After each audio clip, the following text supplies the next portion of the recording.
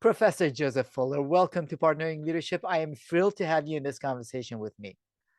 Well, I'm delighted to be with you and join your audience. I have learned so much from you, read every one of the papers that you have put out, love managing the future of work podcast that you and Professor Bill Kerr of Harvard Business School do together. But before we get to some of your work, would love to know whereabouts you grew up, Joe, and how your upbringing impacted the kind of person you've become. Well, in many ways, Mahan, it's not a very interesting story. I'm the child of two Harvard professors, including a tenured member of the Harvard Business School faculty, my father. I was born in Cambridge, Massachusetts. I was brought to my first home by my family in Cambridge, Massachusetts. I went to college in Cambridge, Massachusetts. I went to business school right across the river in Alston, Massachusetts, and I will be buried in the Mount Auburn Cemetery in Cambridge, Massachusetts. So, setting aside a lot of plane travel in and out of Boston, it hasn't been a very long journey. My parents taught things like organizational behavior, and when my father left the Harvard Business School, he became the chief human resources officer at General Motors Corporation in the 70s. So in some ways, I'm both back in the family business and studying the family's topic, which is human assets, their productivity, how to manage them more effectively. And that is really important and exciting. I love the involvement that you've had in the Future of Work project. What started Future of Work? Over the past couple of years, Joe, I've heard more conversations about Future of Work than I think I had heard the past 20 years of my career. What got you started looking into Future of Work?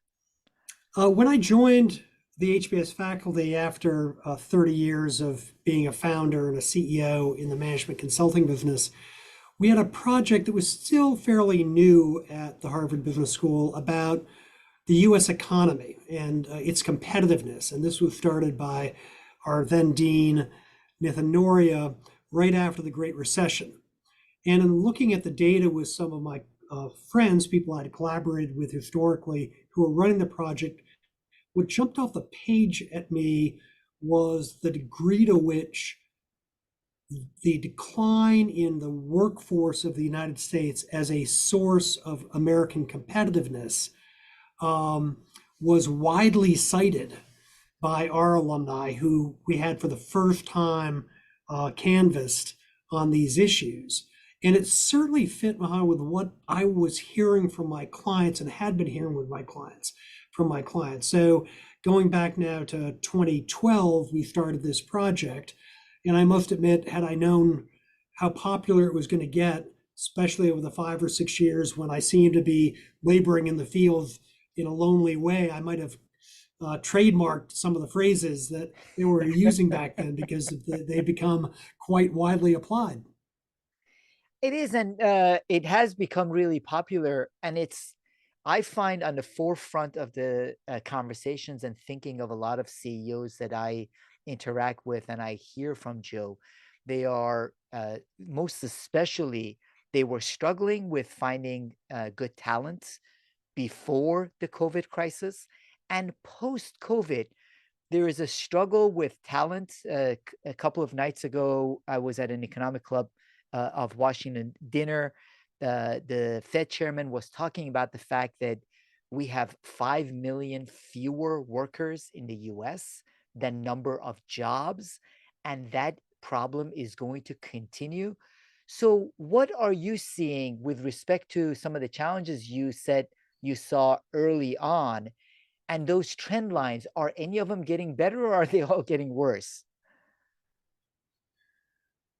It's hard to know quite yet about how these trend lines are going to resolve because we're still in the aftermath of COVID. And we've already seen, for example, some adjustment in um, wage growth levels for lower skilled workers and in things like the mean time it takes to fill certain positions. Historically, in the United States, it's taken about a month to fill an open job on average. It's gotten as high as 43, 44 days. And one may say, oh, that's just another couple of weeks. That isn't so bad. Well, anything that is increasing by 50%, that's a pretty big variation. Um, I think, though, that there are several long-term trends which are very perilous and show no sign of changing. Let me just name a few. If there's one number that I'd suggest your listeners keep track of to understand the health of the labor force and of economic opportunity in the United States, it's called the workforce participation number. What percentage of adults are either in work or actively seeking it?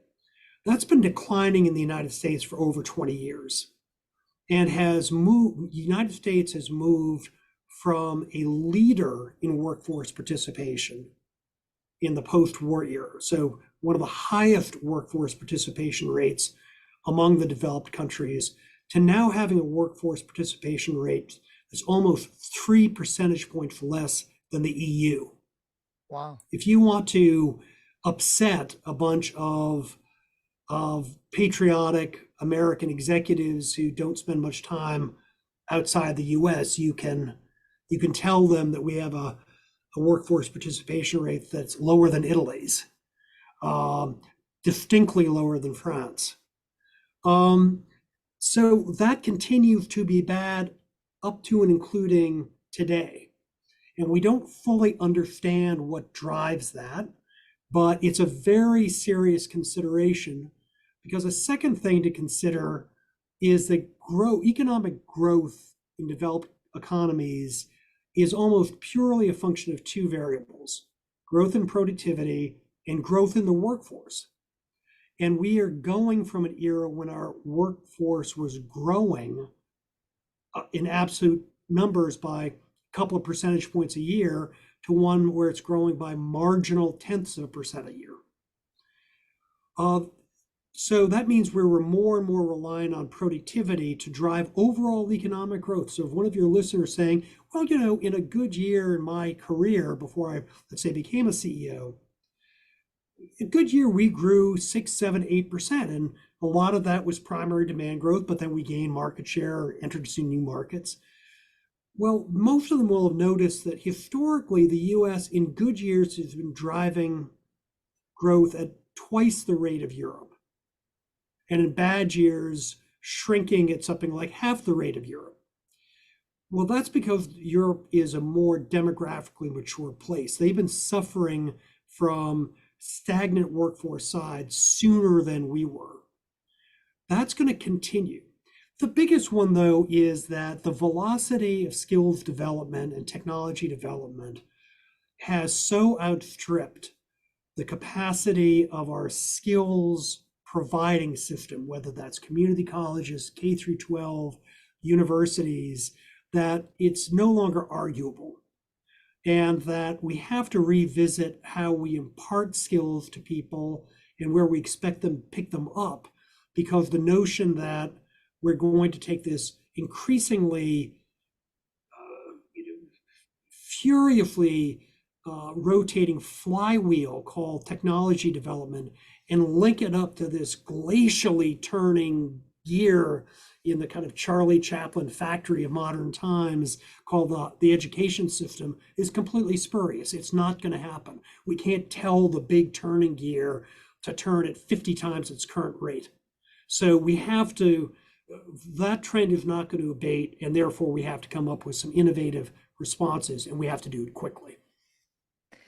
That's really interesting that you mentioned that, Joe, being that you are associated with Harvard Business School, so you are spending your time at an institution of higher learning.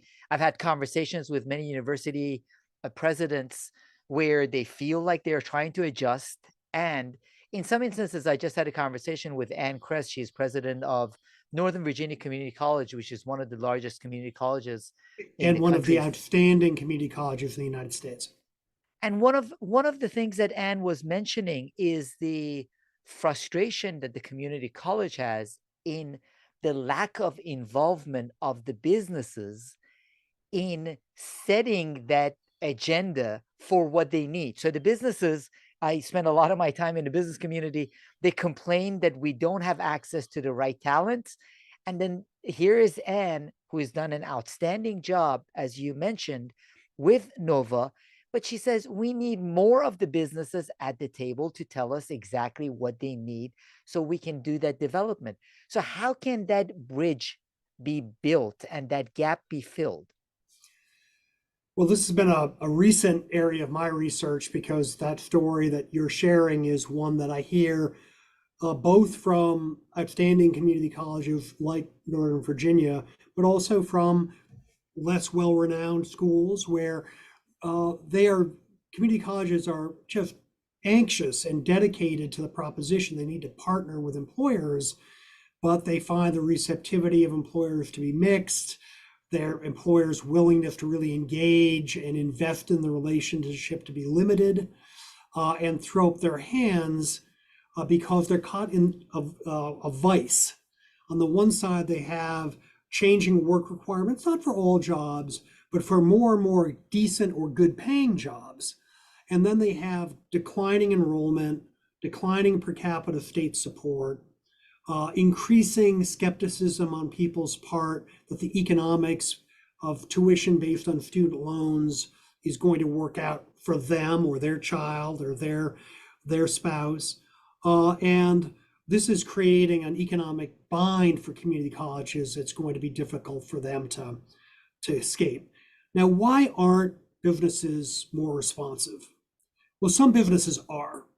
And you will find great partnerships if you go to Eastern Mississippi Community College, which is in what's called the Golden Triangle, have terrific partnering relationships with the manufacturing plants that are being built down there to take advantage of Tennessee Valley Authority power and development monies. And that group has had a history now of 20 years of success. Or community colleges, Dallas College, the Dallas system in Dallas, Texas, San Jacinto Community College in Houston, Lone Star in Houston. There are bright, shining lights, but they're the exceptions that prove the rules. First of all, employers have gotten a proliferation of sources of talent that didn't exist 20 or 25 years ago. So before the dot-com boom, most companies didn't have a whole lot of places to go other than the newspaper. Your newspaper's a lot thinner than it used to be because there are no want ads. And to local educational resources. And if they were hiring middle skills jobs, they'd go to the community college. Now they have Indeed, LinkedIn, lots of online solutions. Also, the ability to cast their net widely, which is going to be even greater because of the advent of remote work in about 30% of job descriptions. Businesses also, they speak a dialect which is only partially comprehensible by educators and vice versa. So that when they talk about your graduates don't really fit our requirements, the employers often talk about very specific requirements, be completely unreasonable for them to expect the community college to provide. But when that employer goes out and hires somebody from a competitor, which is the next best alternative, that person they've hired has those highly specialized skills the community college can't anticipate or couldn't afford to impart anyhow. Similarly, when an important community college goes to an employer, it says, we want you to consider our candidates, often with a little bit of a tinge of, we service first-time college students, minorities, immigrants. You really ought to be giving our graduates an extra look, and we're a little concerned that you're not looking our way because there's some implicit or explicit bias going on here. The employer is sitting there saying, I'm delighted you're here. I wish your graduates were what I needed. I don't really want to lecture about my business ethics. And if you really cared, you'd be asking me how I can make my students more job ready, and what do I as an educator have to do to deserve the employer's business, as opposed to what I should be doing to help you be less, incompetent's a hard word, but miss the mark by less. And so there's a lot of conversation and not a lot of communication And that's why in my research, I portray it as a need to really lead to a new kind of partnership paradigm, a partnership imperative. If we're going to solve the skills gap, relying on the single biggest skills development infrastructure in the country, which is community colleges. Joe, in these last couple of minutes, you captured dozens and dozens of conversations that I have had, and I've heard the exact same things be said on the business side and on the educators front. So it does require those partnerships that you talk about. At the same time, again, as I mentioned, I've been involved in the business community in Greater Washington for many years. And when America Online was a huge presence, growing really fast, and at the time they were planning on buying Time Warner, they initiated some of these conversations in the Greater Washington, D.C. region, where there was a conversation about there is untapped talent, untapped people. We need to bring the business community and the colleges together and make this happen. 25 plus years later, we're still having those same conversations, and America Online is no longer to be found. So the question is, are there examples of places, communities where businesses and educators, educational institutions have come together and actually made these partnerships work? There are, and for a good example would be in Orlando, Florida, where obviously Divney is a very large employer. They have worked with the exemplary community college system in Orlando called Valencia in very innovative ways. So, for example, Valencia works with Divney to identify opportunities for staff at Divney to get training that will enable them to leave Divney's employment in favor of going to a better paying job that is available in the Orlando area. Now, why would Divney be doing that? Because Disney World has a very large number of entertainment staff and low-level maintenance and custodial staff for a huge hospitality site. And they realize that if you've got ratios of 30 workers to one supervisor, moving up and getting to an attractive level of earnings inside Divney, while not a possibility, is a statistically remote for a large number, particularly the young workers that work in kind of cast staff, the entertainment staff, dressed as characters and things like that, or running rides or taking tickets. And so Valencia, understanding a huge part of the working learner population in Orlando, and about more than half of community college enrollees at any given time are also working to help pay their way, pay their rent, whatnot, has built a terrific partnership with Divney. You see that with Amazon working with vendors like Western Governors University to get their warehouse workers and other workers who have high hourly wage jobs, but there are only so many hours in the week. And for them to progress, once again, just like Disney, they're not all going to get into corporate, all going to get into supervisory roles. So providing them fully paid for opportunities to take college level work, which has, in Western Governor's case, because it's all competency based, an outstanding record of moving people from gaining a credential directly to employment in field of study related to that credential. So there are a number of large companies who are doing clever things like that. And let's also be candid, they're doing it both because they're doing good, but they're doing well by doing good.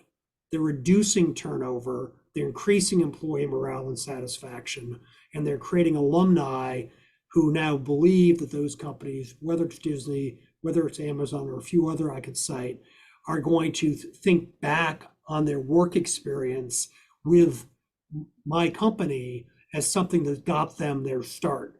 as opposed to was a dead end job that they resent having taken. That's a great way to think about it. The organization is looking at, and those companies are looking at a much broader community and sense of impact, many more stakeholders, including the communities they're involved in. So that is great to hear. In addition to that, you also mentioned the opportunity, and you've written a lot about a couple of things. One, early research on the degree inflation we've had in the US. So I give you a quick example, Joe. A little while back, I was meeting with the CEO of a company in the DC region, and he was complaining about the fact that uh, uh, he didn't understand why companies all only wanted to hire people who had degrees. And fortunately, I'd had a chance to have a conversation with a young lady who had been hired as a receptionist sitting next to the security guard at the front lobby of their building. And she had just gotten her bachelor's degree. And in the conversation, she had said, well, no, I needed to have a bachelor's degree. So I asked them to ask his CHRO, and he did. In that company, they required, even though the CEO was talking about the fact that I don't understand why everyone is being pushed to get their degrees and getting into debt, that company was requiring the receptionist to have a bachelor's degree. So how did this degree inflation happen? And how can we overcome that and tap into a broader talent pool? Well, the degree inflation is often misunderstood, and there are a lot of conventional wisdom around it that's wrong. For example, it did not start because of mass unemployment after the Great Resignation, after the Great Recession, rather. It started a little after that, about 2010, 2011. And I think it started for several reasons. One is that people always have to remember that hiring is a relative phenomenon. You don't go look at candidates and say, if it's not first past the post, so that the first applicant I have who has a certain minimum skills qualification, I'm just going to hire them. You solicit a bunch of resumes, then those get filtered by, certainly in a large company, but most companies by some form of AI. I'm left with some candidates. Now I've got 5 candidates. And because of the filtering process, many of them have met most of my criteria for hiring. Now I have 2 that have college degrees and 3 that don't. And I'm going to pick one of the 5. Would I rather have someone with a college degree? Maybe. Why? Companies use college degrees as a proxy for things like capacity to learn, social maturity, um, uh, self efficacy, high executive functioning. How do we know that? We have looked in my project at working with the Burning Glass Institute to look at how job descriptions changed when companies removed a degree requirement, which has been a growing trend, I think partially because of the frustration that the CEO you were visiting with, Mahan, mentioned. What happens to the job description? The language changes. What shows up? A lot of discussion about what are called social skills, communications capacity, written and oral, ability to deal with strangers, ability to negotiate, not like negotiating a contract with a new outfielder, which I hope my home team, the Boston Red Sox, do as soon as possible. But through if you're having, there's a potential tension-filled conversation. How effective am I dealing with? Ability to go into an unfamiliar group and be productive. So that shows that now that I've taken the degree requirement, I want to stipulate I'm looking for that, because now that I don't have the degree requirement, I may have lost that in my candidates.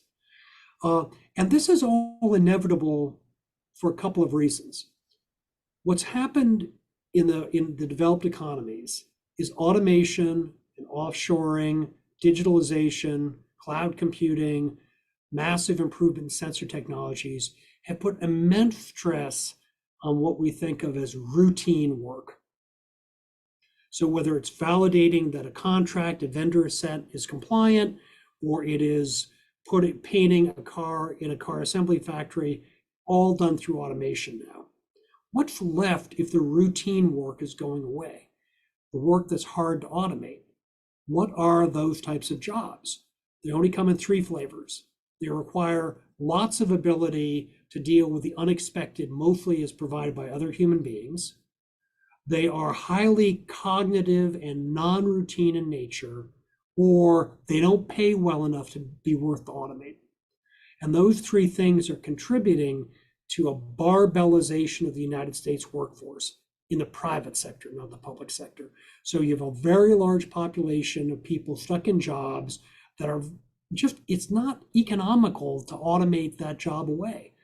You can get a burger flipping robot, but why would you spend $250,000 for a high maintenance, high tech machine when I can hire part-time workers for that role? And you have podcast hosts, you have Harvard professors, you have high level professionals, you have physicians, all nurses, over the road truck drivers. We've now all accepted that autonomous driving may not be such a great idea, but we don't have to worry about it. It's a long way off. And so those jobs all, which are hard to get at with technology or to offshore, and jobs that don't pay very well are left over. And degree requirements really fit with that second category of high social skills, high likelihood of digital skills, ability to learn new skills to keep up with that flywheel of innovation we were talking about earlier. Yeah, so it's being used as an indicator of having those social skills, but removing it and asking what are the exact skills we're looking for opens up the opportunity to a lot more people, because you've Yes. also done a lot of work on hidden workers and the opportunity to pull more people into the workforce. Who do you categorize as hidden workers that can be pulled back into the workforce, Joe? Well, hidden workers are a very large subset of the people that are disadvantaged in getting a job through the policies of companies. And this isn't because of bias or discrimination. It's because of the way processes work. When technology was applied to recruiting and people could apply online, there was a massive increase in how many applications companies got. And so they were trying, companies working with technology partners started to work about, how do I winnow down 350 applicants into a digestible number of people to consider? And they applied at the beginning very simple-minded AI, now still not very intelligent AI, but better than it used to be, which was empowered to look for attributes, specific words using natural language processing, specific experiences, also descriptions of your life experience, which could be a positive one. I don't want anybody with less than 5 years experience, or a negative one. I don't want anybody in my candidate pool that admits to a criminal conviction. What that did was start essentially setting up screens that, in my parlance, creating hidden workers, candidates who might have one tiny imperfection or one thing missing, but hid them from consideration because the potential employer had told the AI, criminal conviction, exclude. Lack of this list, any one of the following 10 skills, exclude. A lack of these keywords in their description, exclude. There are multiple candidate types of hidden workers as a consequence. So, for example, a big group is veterans. Veterans are extraordinarily meticulous in not exaggerating what they did in the service. It's really a point of pride among veterans. And they use a military taxonomy. So a staff sergeant in the Air Force has been a frontline supervisor, but his application may say staff sergeant as opposed to I was a frontline supervisor of 30 workers. Caregivers are a big part. Why? Because many of the filters, over half for both high level jobs and middle skills jobs in the United States, half of companies rank or exclude candidates if they have a gap in their employment history of more than 6 months. So let's imagine you've got a sick parent, or let's imagine that you yourself are sick. You have a bout of depression. God forbid you had a cancer. You quit your job, or you were looking for new work then. Well, it came down with it. You're better now. The AI doesn't auto dial you at home and say, well, why were you out of work for 38 weeks? It just says exclude. Obviously, big categories are people like people with criminal convictions. And by the way, I know you have policymakers to listen to this. It'd be helpful if we knew how many there were. We have no accurate way of measuring that in the United States. We're guessing it's 40 million. But also people that have basically no education to speak of, didn't complete their high school, certainly don't have a post-secondary degree or credential. So there are probably on the order of 30 million Americans who are hidden from work.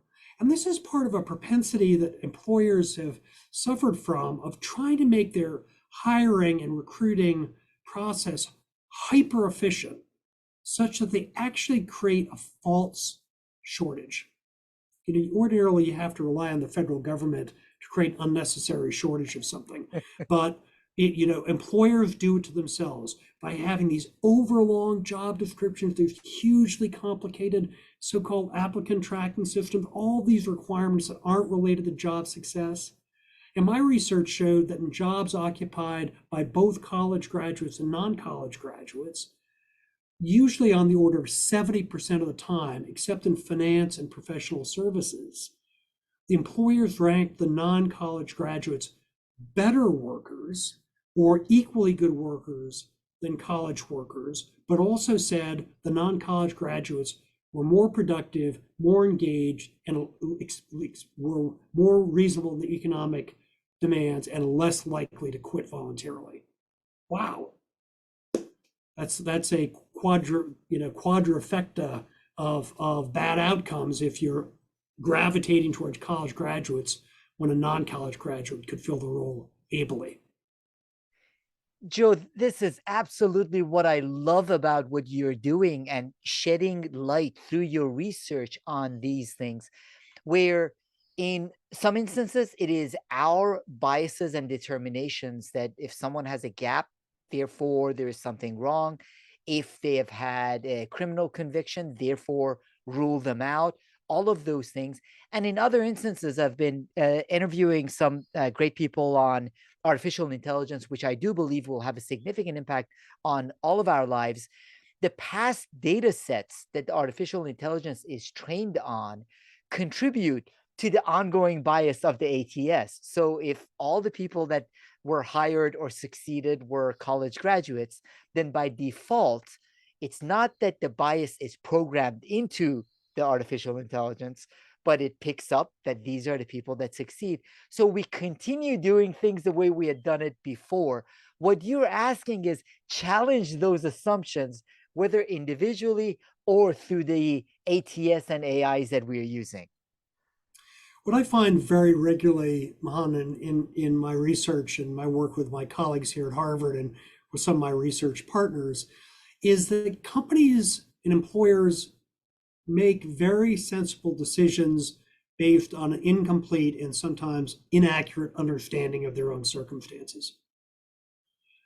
So the example of that is that a lot of companies act as if eye-wateringly high levels of annual voluntary turnover among their workforce is written in invisible ink in all the great works of religion, that it's in the Old Testament, it's in the Talmud, it's in the Quran, as opposed to it's just a function of the way you've set up your job, how you compensate people, and whether or not you create pathways for them to move forward. But if you know, you're absolutely confident that that that the pantheon of gods has said that turnover in retail will be 70%. Why would you upskill an incumbent worker if you thought that 7 out of 10 of them would be gone before you benefited from that training? If you actually understand the workers' perspectives, you'll find out they're leaving because you're not upskilling them. They don't see an opportunity to make more. They don't see you showing any commitment to their success. And why wouldn't I leave for 75 cents more an hour if I've got no future here other than wait for you to match that wage? Particularly if I'm getting a $2,000 sign-on bonus for my trouble, or I'm getting to work with someone in my neighborhood, my cousin, someone from my place of worship who said, you should come work where I'm working. It's a good place. So companies just need to get a much better control of their own data. I think this comes to your point about AI. AI right now is not used in ways that really isolates what I'll call affirmative factors or affirmative filters about how to do the work. It relies on proxies to exclude people. But AI is going to give us the power to invert that and saying, let me isolate from the data I've got, what are the actual attributes that correlate with success, productivity, retention, advancement in this role. And I'm not looking at names, I'm not looking at degrees, I'm not looking at age. I'm just correlating to these are 5 things that consistently explain success. Okay, now tell me who in this pool has those 5 things. And when some experiments of that show, you get a more diverse set of candidates. And the outcomes in terms of all those measurements, productivity, likelihood of advancement, retention, go up materially. And this requires, Joe, for us to go beyond the statements that leaders that I interact with and the listeners are well meaning, well intentioned in many instances, do want a more diverse workforce, do want to give opportunities. But it requires to go beyond that and look at those systems and challenge the questions that we ask, challenge the hoops we have people jumping through to determine whether they are there for a purpose, an intended purpose, or not. Because the right intentions are not enough, whether it is with respect to diversity initiatives, that many of the leaders have had the right intentions, but the organizations haven't made as much progress on, or in being able to tap into the hidden talent. Now, the other thing I would love to get your thoughts and perspectives on is that the leaders that I interact with, Joe, are all looking like me, pulling their hair out, even if they have some hair. With this hybrid work, there is a Mm-hmm. tug of war in that there is value. I do agree with many of the CEOs that I have conversations with that there is value with people being in person together. Mm-hmm. At the same time, many of their team members want to spend as little time back in office as possible. They say, we've been getting our work done, even getting more work done while being flexible. Why do you want us to drive a couple of hours or whatever else to get Yeah. into an office space? What are your thoughts with respect to the future of work in terms of how organizations will end up facilitating, whether bringing people together to work in virtual, hybrid, or in-person environments? Well, that's a $640,000 question, not a $64,000 question, but there would be several things I would say. First of all, the data is very clear that willingness to consider a full return to work or a significant return to work is directly correlated with commute times. So this is not a nationwide phenomena. If you are looking at a 95-minute train ride into Manhattan, or an hour and a half long drive from the East Bay to the West Bay in San Francisco, or an hour and 15 minutes in your car on the I-10 in Houston, you're way more reluctant to come back. Our data, particularly for younger workers, suggests something that isn't part of the conventional wisdom. They don't care about remote work. They care about flexibility.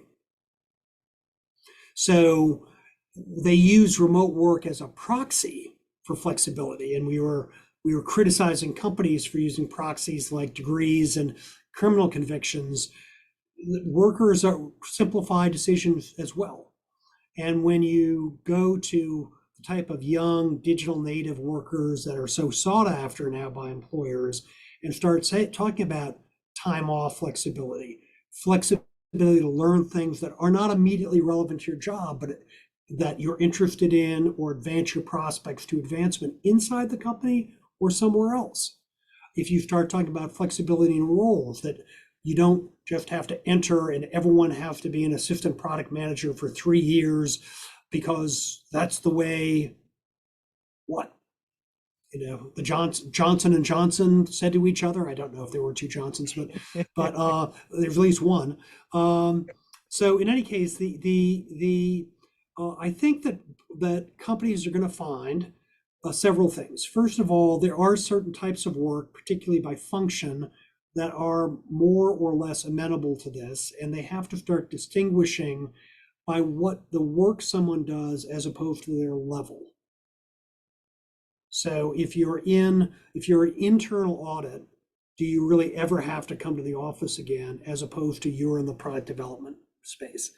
The second is they should be asking why people want to be remote, because people don't say, I want to be remote because I want to be remote. They say, I want to be remote because my mother is living with us and she has early stage dementia, and I'm much more productive here and much less worried about her here. And I'm avoiding trying to make a tough decision about to institutionalize her or try to find a home health aide, which are expensive and hard to find.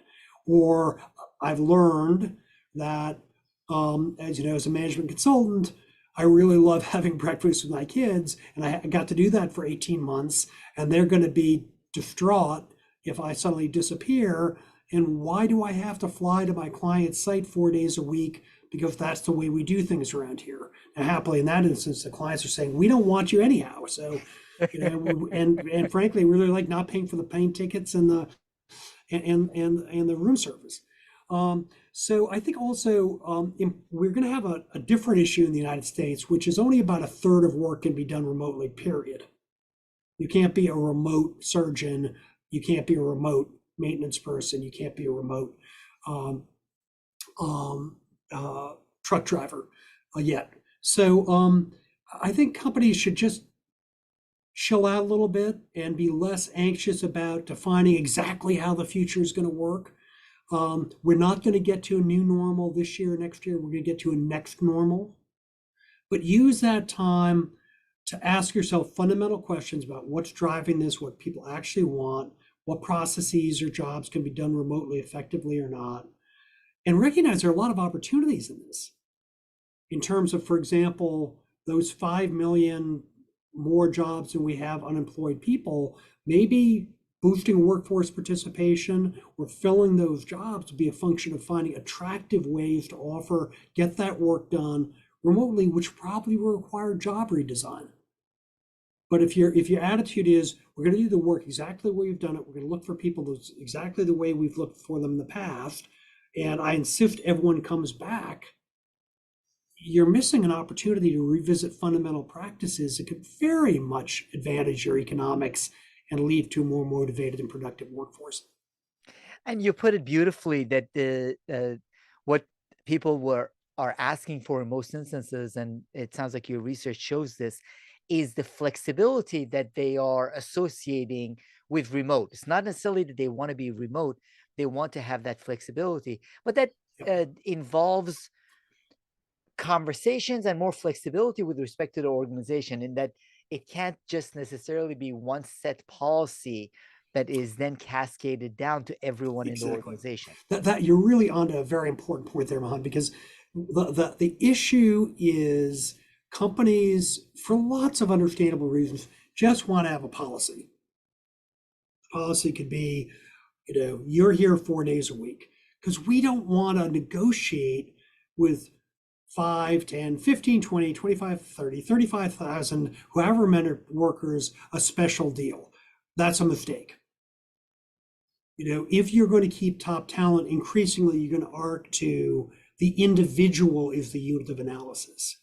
And one individual, Mahan in this case, is not going to be worried about what an under individual, Joe in this case, is getting that's a special deal, because Mahan's getting the deal he wanted. And he's happy Joe's getting the deal he wanted. And maybe what Joe wants to do at his age is basically have everybody know, from his supervisors to his colleagues, that from Memorial Day to Labor Day, he's available Tuesday mornings and Thursday mornings remotely for 3 hours, and otherwise he's unavailable. He's on the dark side of the moon. Don't think he's going to be there even if your house is on fire. Whereas Mahan is, I am working 4 days a week.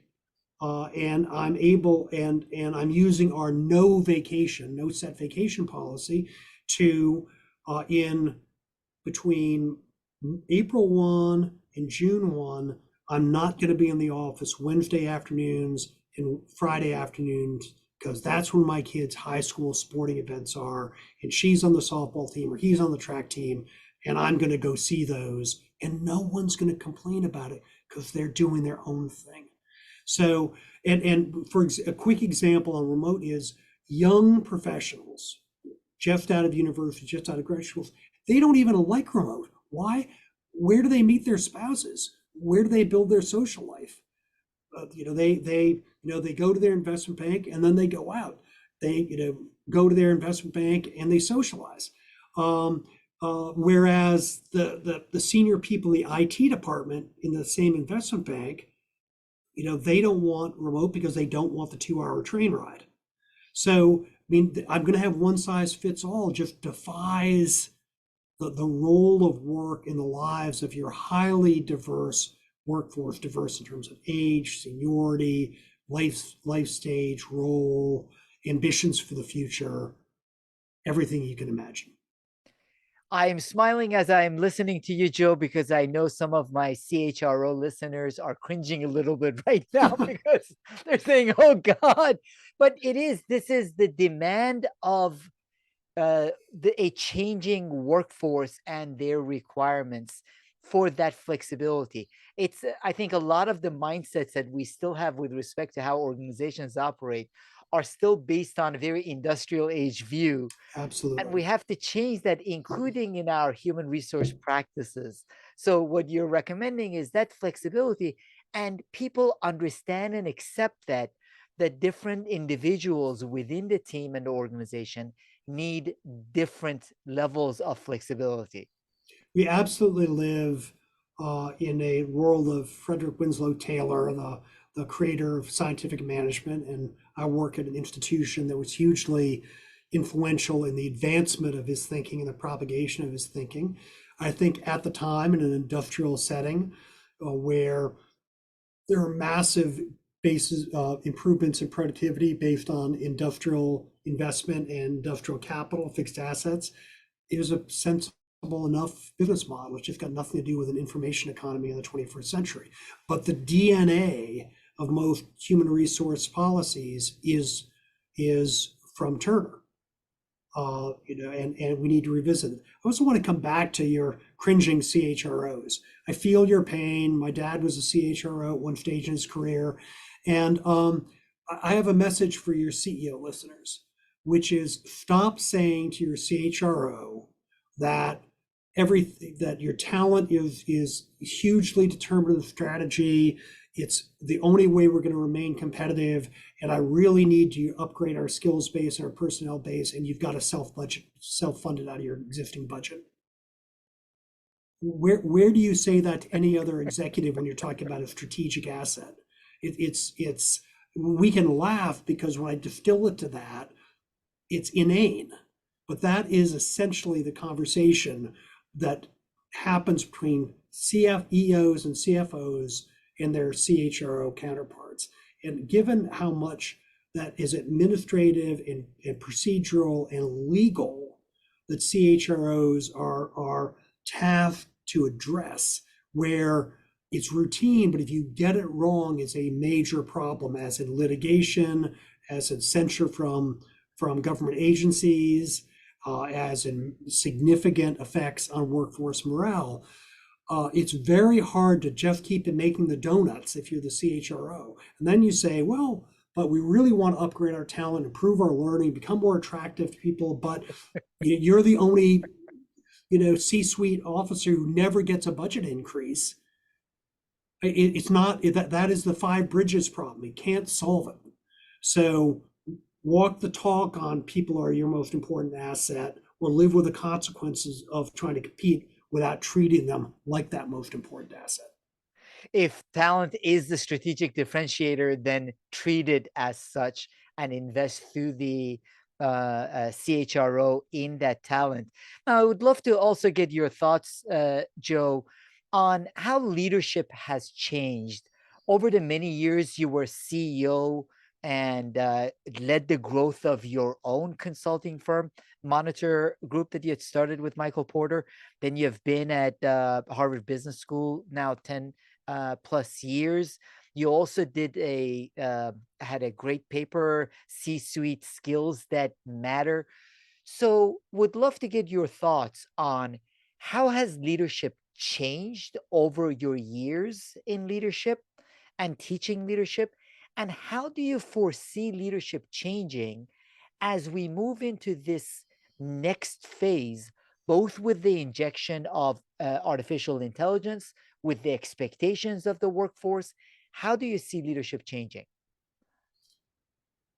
Well, ordinarily, Mahan, we'd invite you and your listeners to attend a lengthy and arguably very pricey executive education course here at Harvard Business School to get all the answers to those questions. But let me answer it based on my research with Professor Rafaela Sadoun, my colleague here at Harvard Business School. We looked, working with Russell Reynolds, at almost 5,000 C-suite job descriptions over a nearly 20-year period, and there are some very distinct patterns which mirror my empirical observations. Historically, companies, particularly in certain sectors, promoted people that had very rich administrative and technical skills, deep knowledge, let's say, of the underlying phenomena in the company. And there was the distribution of skills tended to skew to specific skills across the jobs in the C-suite. So if you were going to be the CEO of a pharmaceutical company in the 70s, 80s, 90s, you usually came from one of two functions, R&D or sales. If you're going to be a CEO of an oil and gas company, you were almost certainly an engineer, and it could be from several functions, and probably went from engineering to be in charge of a region. That could be your investments in Argentina or in Colombia or in somewhere in the Middle East, or it could be in the Permian Basin or wherever else. What has happened consistently, particularly at the level of CEO, is the portfolio has gotten much more balanced. And across the C-suite, with the exception of CFOs, chief financial officers, the big market share gainer in terms of the skills companies are looking for in either promoting from within or hiring C-suite executives to the outside are social skills. The ability to get along with others, to communicate with diverse populations, negotiate, inspire people. And what's been going down precipitously are the kind of technical skills. So it's no longer important, as we can see by how many CEOs in the pharmaceutical industry now are lawyers, former consulting partners. God bless them. I'm a former consulting CEO, so I congratulate them. Um, no longer that grooved yellow brick road out of the research division or out of the sales division. Um, uh, if AI is now doing an analysis of all transactions of a certain type in the history of the company, it doesn't matter if you're some C-suite officer, is really knowledgeable about what we've done, let's say, in terms of pricing, and therefore their best guess is going to be really well informed because they remember anecdotally and have these kind of heuristics to guess what the right thing is. Well, AI will just tell you exactly what happened with 100% fidelity. So what do I need? I need someone who can ask the right questions. Because AI just answers the questions as asked. It doesn't yet ask itself, what question would I ask myself if I were asking myself questions? It needs people that can attract other people that can do that. It needs people who can exercise judgment about who to put in charge of a certain decision or a certain process. It needs judgment about talent spotting. It needs the ability to be, imagine the life of a senior executive day at a big prominent company. Anytime you're with anyone other than your most intimate colleagues or by yourself, you are subject to being taped, videoed, audioed, commented upon by people who weren't listening, commented upon by people who had a very specific agenda before they even started talking to you. And, some of that sunlight is a great antiseptic. So, more transparency is not an unalloyed bad thing, but it calls on a completely new array of skills in the C-suite, particularly the CEO, to be able to go from the board meeting to the succession review to the global town hall to meeting with an employee interest group, let's say the LGBTQT community, to dealing with a regulator, to going to be on CNBC, and then coming to visit a class at the Harvard Business School. You have dealt in that list with 8 or 9 different constituencies, all of whom you have to say articulate, appropriate, accurate things to in a way they can understand them. That requires a completely different skill set than being the smartest actuary at Wyatt or at Towers Perrin. Wonderful company, distinguished performing company, still a great company now merged. But if you're looking for a CEO in the actuarial space, you don't need the best actuary anymore. You need someone who can manage actuaries. You need someone who can talk to the SEC, talk to Wall Street, talk to CHROs, talk to the communities you're serving, and do it with a very, very low error rate.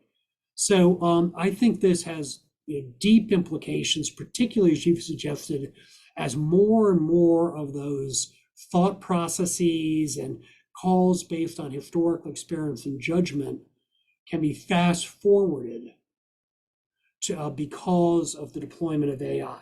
And you see in AI, particularly with decision intelligence now, the AI is not just assembling the data, it is making recommendations. By the way, it may suggest that we're going to see, at one point in my life, I would have been delighted by this, but in my current stage in life, I'm more hesitant. We may see younger and younger C-suite executives because the 30 years of experience to have the judgment may get fast forwarded. I don't think it is eliminated because a lot of those types of social skills we're talking about are learned experientially.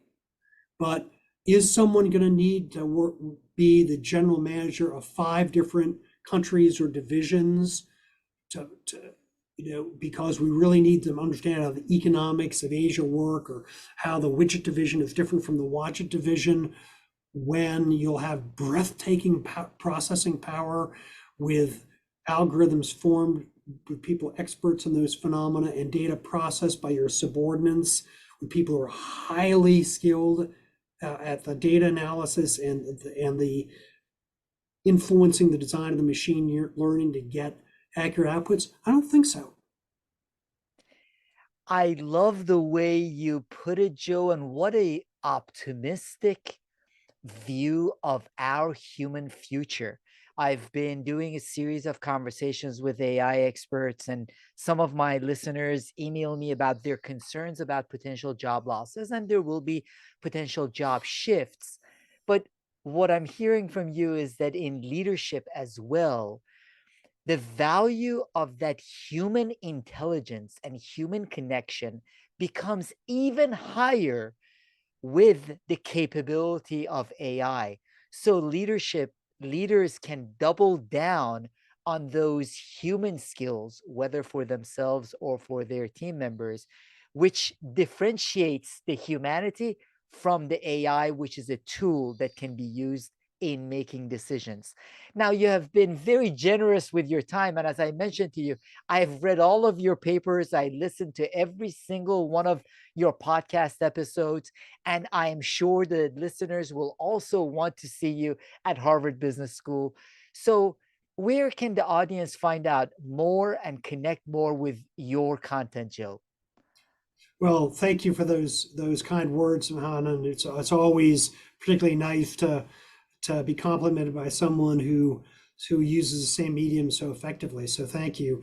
If you Google Joseph Fuller, Harvard Business School, managing the future of work. We have a website for our project. We have our entire inventory of over 200 podcasts. All the papers that we've discussed are downloadable. The Harvard Business School cases we've written on the subjects are featured there. And if someone has a particular area of interest they want to follow up on, they can do that through my faculty page at Harvard Business School. There's a click through where you can send me. They don't allow you to send a short email, but I will get it. So always delighted to hear from people who are on the cutting edge of these issues or have alternative points of view, new companies or approaches that they'd like to bring my attention to. It is in your, I will link in the show notes your page on the Harvard Business School has a link to all of your papers, which are outstanding. You're graciously sharing those with people who Thank want you. to read them and learn from them. And the episodes of the Managing of the Future of Work podcast are outstanding. I really enjoyed a recent one also about the ethics of AI. So there's lots that we can learn from you. And I really appreciate you taking the time to share your thoughts, Joe, most especially taking your focus and energy and putting a spotlight on issues that we can address in order to help elevate people through the joy of work. So whether it is the hidden talents or the opportunities in contingent work or the partnership imperative that we have and these human skills in leadership, all of these are ways we can elevate humanity in leadership. So I really appreciate you doing that, putting all of your effort and joy into it and sharing it both in this conversation, in your papers and your podcast. Thank you so much, Professor Joseph Fuller. My pleasure, and my pleasure to be with your audience.